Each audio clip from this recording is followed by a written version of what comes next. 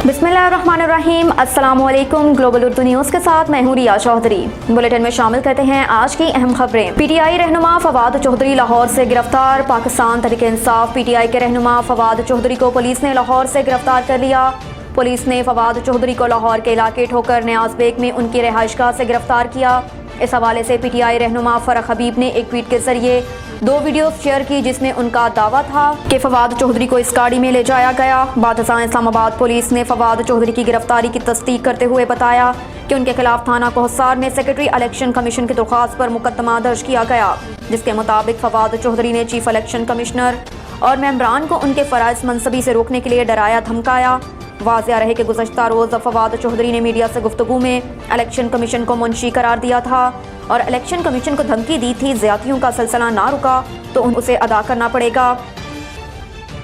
फवाद चौधरी को चोर और दहशतगर्द की तरह उठाया गया। लाहौर में पीटीआई रहनुमा हमाद अजहर ने कहा कि फवाद चौधरी को चोर और दहशतगर्द की तरह उठाया गया। लाहौर में मीडिया से गुफ्तगू करते हुए हमाद अजहर ने कहा कि फवाद चौधरी को लाहौर में उनके रिहाइशगाह से अगवा किया गया और उनको ऐसे उठाया गया जैसे चोर और दहशतगर्द को उठाया जाता है। उन्होंने कहा कि फरख हबीब ने फवाद चौधरी को ले जाने वाली गाड़ी को रोकना चाहा, लेकिन रोकने की कोशिश पर दीगर 2 गाड़ियों ने फरख हबीब की गाड़ी का ताक़ब किया। हमाद अजहर का कहना था कि फवाद चौधरी से मुतल्लिक अब तक नहीं बताया गया कि कहाँ रखा गया है। फवाद हमेशा कानून और आइन की बात करते हैं। उन्होंने मजीद कहा कि इमरान खान को गिरफ्तार करने की मनसूबाबंदी की जा रही थी। इमरान खान के घर के बाहर हमारे कारकुन 24 घंटे मौजूद रहेंगे। सरकारी मुलाजमीन की तनख्वाहों में कमी और वफाकी वज़रा की तादाद कम करने की तजवीज़। सरकारी मुलाजमीन की तनख्वाहें, वजारतों के अखराजात और वज़रा की तादाद कम करने की तजवीज़ सामने आई। कौमी कफ़ायत शारी कमेटी सरकारी मुलाजमीन की तनख्वाहों में 10% कमी और वफाकी वज़रा वज़राए ममलिकत और मशीरों की तादाद 78 से कम करके 30 करने की तजवीज़ के हवाले से आज अपनी सिफारिशात को हतमी शक्ल देगी। कौमी कफ़ायत शारी कमेटी की सिफारिशात पर अमल दरामद के लिए रिपोर्ट वज़ीर आज़म को भेजी जाएगी। याद रहे कि हुकूमत पाकिस्तान ने IMF को गैस महंगी करने और पेट्रोलियम मसनूआत पर लेवी ख़त्म करने के अलावा पाकिस्तानी रुपये की कदर को मसनूई तरीके से रोकने और बिजली की कीमत महंगी करने की यकीन दहानी करवाई है। IMF को वाज़िया पैगाम दिया, आपकी शराइत मानने को तैयार हैं। वज़ीर आज़म शहबाज शरीफ ने कहा कि आलमी मालियाती फ़ंड IMF को वाज़िया पैगाम दिया है, आपकी शराइत मानने को तैयार हैं और 9वें जायज़े के लिए प्रोग्राम मुकम्मल करना चाहते हैं। इस्लामाबाद में तकरीब से खिताब में शहबाज शरीफ का कहना था कि IMF को कहा है हम 9वें जायज़े के लिए प्रोग्राम मुकम्मल करना चाहते हैं और IMF ने वाज़िया पैगाम दिया कि हम पाकिस्तान के साथ हैं और मिलकर पाकिस्तान को मुश्किलात से निकालेंगे। उन्होंने कहा कि IMF को वाज़िया पैगाम दिया है कि हम आपकी शराइत मानने को तैयार हैं, पाकिस्तान को बचाने की जो जिम्मेदारी कबूल की उसको आखिरी हद तक निभाएंगे, कर्ज़ों पर अयाशियाँ करने की इजाज़त नहीं।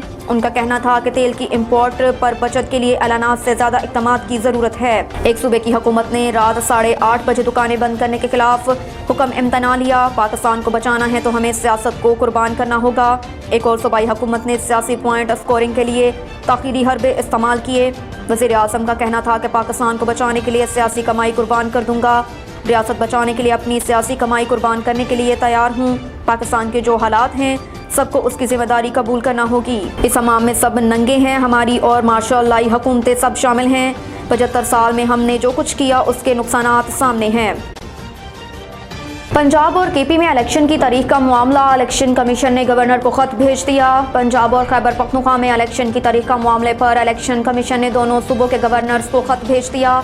इलेक्शन कमीशन की जानिब से गवर्नर पंजाब मोहम्मद वलीगुर रहमान को भेजे गए मरासले में कहा गया कि गवर्नर पंजाब 9 से 13 अप्रैल के दरमियान पोलिंग की तारीख मुकर्रर करें। इसके अलावा गवर्नर KP को भेजे गए मरासले में कहा गया कि 15 से 17 अप्रैल के दरमियान खैबर पख्तूनख्वा में पोलिंग की तारीख मुकर्रर करें। Secretary election commission Umar Hameed का इस हवाले से कहना था कि गवर्नर असम्बली तहलील होने के 90 दिन के अंदर इलेक्शन के इनेकाद की तारीख देने का पाबंद है। पंजाब असम्बली के 90 रोज़ 14 जनवरी से शुरू होते हैं। पंजाब असम्बली के लिए 13 अप्रैल के बाद पोलिंग की तारीख नहीं रखी जा सकती। उमर हमीद का मजीद बताना था कि KP असम्बली के 90 रोज़ 18 जनवरी से शुरू होते हैं और KP असम्बली के लिए 17 अप्रैल के बाद पोलिंग की तारीख नहीं रखी जा सकती। سیکرٹری الیکشن کمشنر عمر حمید کا یہ بھی کہنا تھا کہ الیکشن کمیشن کو الیکشن پروگرام مکمل کرنے کے لیے 54 دن درکار ہیں۔ یاد رہے کہ پنجاب اسمبلی 14 جنوری کو اور خیبر پختونخوا اسمبلی 18 جنوری کو تحلیل ہوئی تھی۔ دونوں صوبوں میں نگران وزیر اعلیٰ تعینات ہیں۔ پنجاب میں محسن نقوی نگران وزیر اعلیٰ ہیں، جبکہ خیبر پختونخوا میں افضل خان کو نگران وزیر اعلیٰ تعینات کیا گیا۔ آزاد کشمیر میں طویل خشک سالی کے بعد آج رات سے بارش کا سلسلہ شروع ہو گیا۔ وادی لپا میں پچھلے کافی دنوں سے برف باری سے لوگ گھروں تک ہی محصور ہو کر رہ گئے۔ بھمبر، وٹالہ سمیت متعدد بلائی علاقوں میں بارش سے موسم سرد ہو گیا۔ موسم کی تازہ ترین صورتحال جان لیتے ہیں incharge global Urdu news Azad Kashmir زاہد حسین راجہ سے۔ جی زاہد، مزید آگاہ کیجیے گا۔ ہاں جی بالکل ریا، اگر آزاد کشمیر کے موسم کی بات کی تو آزاد کشمیر کے جو بلائی علاقہ جات میں ہیں وہاں پچھلے کافی دنوں سے برف باری کا جو ہے سلسلہ جاری ہے۔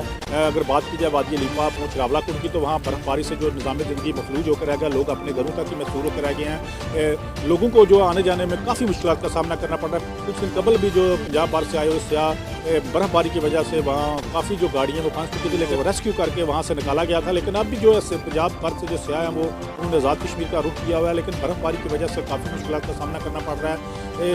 پچھلے کافی دنوں سے جو بجلی کا بھی نظام ہے وہ بھی دھرم بھرم ہے۔ وہاں جو نظام زندگی مفلوج ہو گیا رہ گیا، لوگوں کو آنے جانے میں کافی مشکلات کا سامنا کرنا پڑ رہا ہے۔ اگر میرپور ڈویژن کی بات کی جائے تینوں ضلع کی، جس میں ضلع کوٹلی، ضلع بھمبر، ضلع میرپور ہے، وہاں رات سے بارش کا سلسلہ وقفے سے جاری ہے۔ بجلی جو ہے وہ بھمبر کے اور کوٹلی اور جو میرپور کے دیہی علاقہ جات میں رات سے غائب ہے۔ نظام زندگی مفلوج ہو کر رہ گیا، کاروبار بھی کافی متاثر ہیں۔ ایک طرف بارش اور دھند، دوسری طرف لوڈ شیڈنگ، تیسری جو مہنگائی کی وجہ سے جو لوگ ہیں بازاروں میں بہت کم دکھائی دے رہے ہیں۔